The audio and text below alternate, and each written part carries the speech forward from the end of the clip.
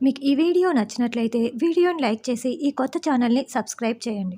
సహస్ర విహారీల నల్లపూసల కార్యక్రమం కోసం అన్ని ఏర్పాట్లు పూర్తి చేసి ఉంటారు.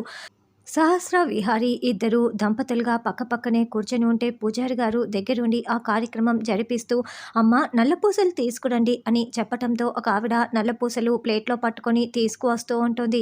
అప్పుడే అంబిక కావాలని ఎవరు చూడకుండా ఆవిడ కాలుకి తన కాలుని అడ్డు పెట్టేస్తుంది. దాంతో ఆవిడ చేతిలో ఉన్న నల్లపూసలు కాస్త లక్ష్మి తాలికి వేలాడుతూ ఉంటాయి. అలా లక్ష్మి మెడలో ఉన్న తాలికి నల్లపూసలు వేలాడుతూ ఉండటంతో లక్ష్మి ఆ నల్లపూసల్ని చూసుకుంటూ ఉంటుంది. అప్పుడే పద్మాక్షి నేరుగా లక్ష్మి దగ్గరికి వచ్చి నువ్వు ఈ ఇంటికి పట్టిన చీడ పొరుగువే అంటూ లక్ష్మి చెంప పగలగొడుతుంది. దాంతో యమున విహారీ ఇద్దరు చాలా చాలా బాధపడుతూ ఉంటే ఇక దెబ్బలు తిన్న లక్ష్మి కూడా చాలా బాధపడుతూ ఉంటుంది. ఇక బామ్మ లక్ష్మి మెడలో ఉన్న నల్లపూసల్ని చాలా కష్టంగా తీసేసి ఇదిగో పద్మాక్షి తీసుకో అని పద్మాక్షి చేతికి ఇస్తుంది.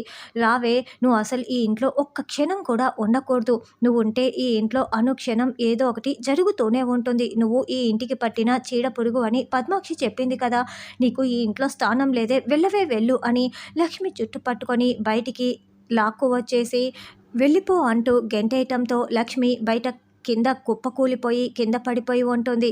ఇక లక్ష్మి అలాగే కింద పడిపోయి ఏడుస్తూ ఉంటుంది. ఇదంతా చూస్తున్న సహస్రేమో ఎస్ దీనిని కాల్ చేయాలనుకున్నాను, అప్పుడు బావు వచ్చి కాపాడాడు, ఇప్పుడు బయటికి గెంటేశారు అని ఇదే నాకు కావాల్సిందని చాలా చాలా సంతోషపడుతూ ఉంటుంది.